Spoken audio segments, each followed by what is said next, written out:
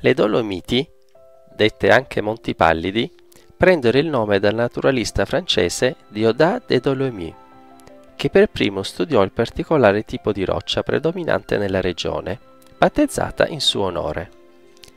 La roccia è costituita principalmente dal minerale dolomite, e ovvero carbonato doppio di calcio e magnesio.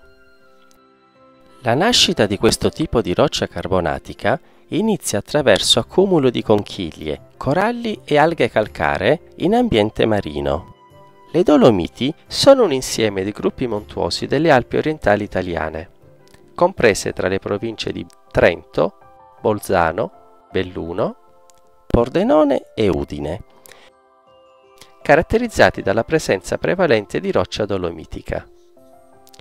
Convenzionalmente tali gruppi montuosi sono delimitati a nord dalla Rienza e dalla Valpusteria, a ovest dall'Isarco e dall'Adige, a sud dal fiume Brenta e a est dal Piave e dal Cadore. La loro formazione risale a milioni di anni fa, quando la collisione fra l'Africa e l'Europa, detta anche orogenesi alpina, ha trasformato le scogliere esistenti in epoca remota nelle cime che vediamo attualmente. Rocce che si trovavano a 1000 metri di profondità sono oggi a 2 o 3000 metri di quota. Le Alpi si formarono tra 80 e 30 milioni di anni fa, mentre la regione dolomitica fu coinvolta nell'orogenesi a partire da 40-50 milioni di anni fa.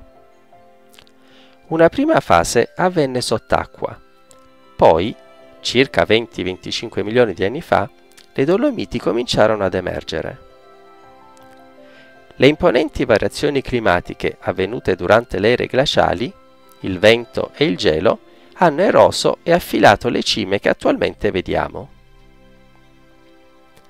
Il ciclo del gelo e del disgelo, i detriti trasportati dai ruscelli e torrenti formati dai ghiacciai, la fragilità dei fianchi delle vallate scosse da frane e slavine, sono alla base dei processi di modellamento delle Dolomiti.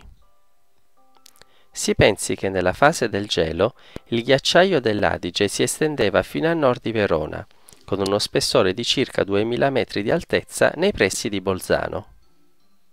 Attualmente tali processi si sono rallentati e la riduzione globale della temperatura ha facilitato la formazione di coperture vegetali dei pendii. Anche l'opera dell'uomo ha inciso sul paesaggio, modificando, in appena un paio di millenni, l'ambiente formato nel corso di milioni di anni.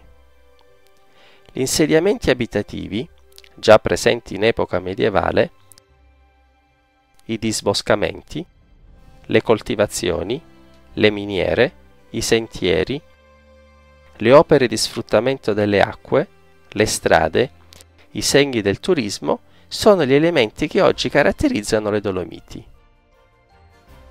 Grazie a tutte queste azioni modellatrici, le rocce dolomitiche hanno acquisito dei colori caratteristici, tanto che, osservando il paesaggio, alcuni parlano di un libro colorato.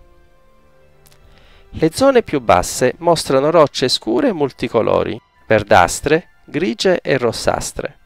Le cime maggiori sono di roccia chiara, talvolta con tonalità giallastre e rosse. Questa terra, nell'Ottocento romantico, venne scoperta da numerosi alpinisti inglesi, tedeschi e francesi. Il nome Dolomiti era inizialmente un termine specialistico legato alla geologia. Nel 1864 il pittore Gilbert e il naturalista Churchill pubblicarono il libro The Dolomite Mountains. Da quel momento il nome Dolomiti iniziò a essere associato alla regione e agli abitanti di queste montagne. Alla fine dell'Ottocento la fama delle Dolomiti si diffonde nell'alta società europea e iniziano ad arrivare i primi turisti. Gli abitanti del posto, invece, continuano con la solita vita difficile. Insieme ai turisti arrivano anche i primi alpinisti. I turisti sono affascinati dai paesaggi e dalla vita dei grandi alberghi. Gli alpinisti, invece, cercano nuove vette da conquistare e pareti da scalare, unendo competizione sportiva ed esplorazione. L'attività degli alpinisti diventa molto importante. sorgono i club alpini, si costruiscono i rifugi, si organizzano le guide alpine e si allarga la rete dei sentieri attrezzati. Nelle Dolomiti le prime guide non erano abitanti del posto, ma persone con preparazione tecnica che si erano formate in zone dove le scalate erano già sviluppate. Solo più tardi iniziarono a essere impiegate guide locali. I primi alpinisti erano soprattutto esploratori. Per esempio nel 1864 gli inglesi Freshfield e Tuckett furono i primi a compiere la traversata delle Dolomiti di Brenta. In un secondo tempo all'esplorazione si sostituisce la pratica sportiva. Gli alpinisti cercano di superare pareti sempre più difficili. Tita Piaz e Paul Preuss sono due tra i maggiori alpinisti di questo periodo. Paul Preuss praticava l'arrampicata libera senza uso di corde. Piaz invece ammetteva l'uso di corde e chiodi, ma solo come strumento di sicurezza e non per aiutare la salita. Dopo la Prima Guerra Mondiale, le montagne diventarono un luogo di competizione tra i diversi paesi. Il fascismo e il nazismo promossero e propagandarono la conquista delle ultime vette e la realizzazione di imprese sempre più estreme. Nel secondo dopoguerra le due scuole dell'arrampicata libera e di quella supportata da mezzi tecnici si svilupparono molto. Manolo per l'arrampicata libera e Reinhold Messner per quella artificiale sono i due maggiori interpreti di questo periodo. Come l'alpinismo, anche il turismo delle Dolomiti ha avuto fasi diverse. Fino alla Prima Guerra Mondiale i turisti erano pochi, appartenevano alle classi ricche ed erano alloggiati in pochi alberghi forniti di ogni comfort.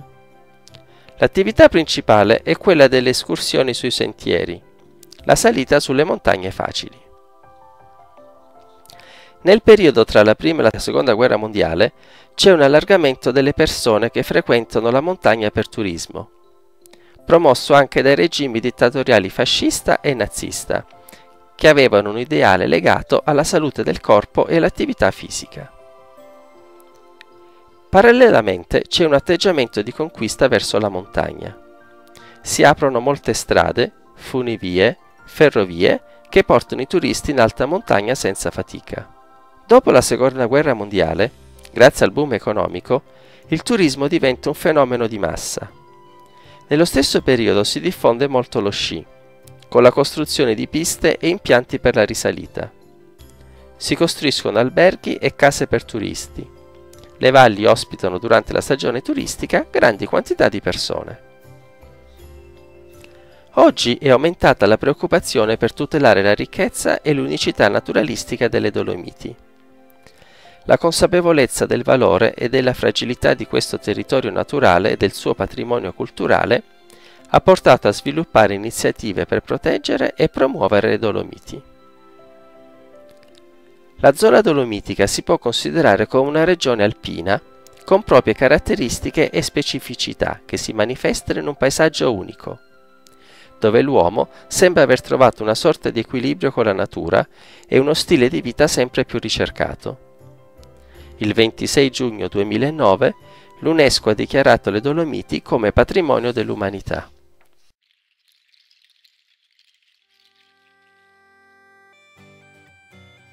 Ciao ragazzi, ora vi presento il gruppo giovani della Trentina del Mondo che ha realizzato questo video sulle Dolomiti. Tutti in posizione? Abbiamo le nostre mascotte, Marianna e Laura, il girovago Lucas, la coordinata Rosanna, l'intellettuale Francesco, la mitica voce Giacinto, L'accumulo di conchiglie che ha formato le Dolomiti. Ma va là, mi fa una grammonata. il fotografo Diego, la calorosa Letizia, l'esploratore Luigi, la disegnatrice Lucia, gli sposini Noemi e Danilo, la mia mamma Arianna, la stagista Ilaria, la girovaga Caterina ed infine io, ops, insomma Matteo, Ok. io regista. Quindi vi aspettiamo tutti sulle Dolomiti.